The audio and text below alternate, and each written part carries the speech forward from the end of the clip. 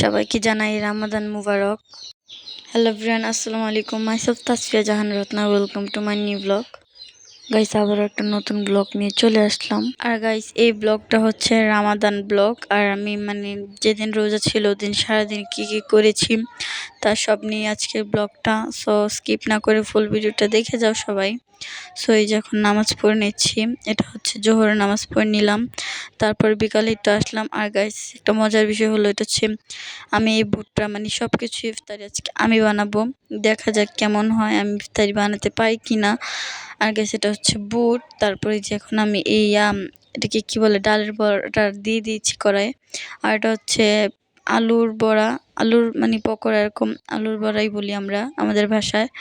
যাই হোক, তারপর এখন এটাকে ভেজে নিচ্ছি। আমি একটু পুড়ে ফেলছিলাম, এটা ব্যাপার না। তারপর ভালোভাবে ভেজে নিব এটাকে। আর গাইস, আমি কোনো কিছু বানালে ওইটা জীবনে ফুলেও না, পারফেক্টও হয় না। আমি যাই বানাবো ওইটা কখনোই ভালো হয় না, আমি নিজেরটা নিজেই বলি।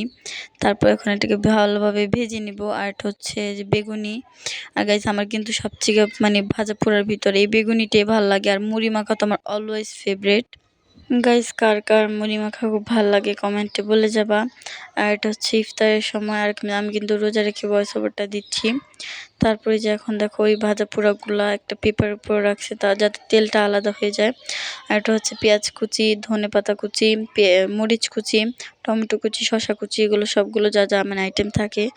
আর এটা হচ্ছে বুট। আলহামদুলিল্লাহ, সেকেন্ড সেকেন্ড ইফতার ডান। আর গাইস, এটা কে কে চিনো কমেন্টে বলা যাবে। এটা হচ্ছে বোরহানি। এটা খেতে তো আমার খুবই ভালো লাগে। এটা মনে করেন যে আপনার যে কোনো বিয়ে বাড়িতে এটা দেয়, কিন্তু ঢাকায় এভাবে কিনতে পাওয়া যায়, কিন্তু আমাদের গ্রামে আমি দেখি না এগুলা কিনতে। যাই হোক, তারপরে যখন মুড়ি মাখাটা খেয়ে নিচ্ছে। আর গাইস, প্রত্যেকবার তো আমার আব্বুই মাখায়। আর গাইস, আব্বুর হাতে মুড়ি মাখার কোনো তুলনাই হয় না।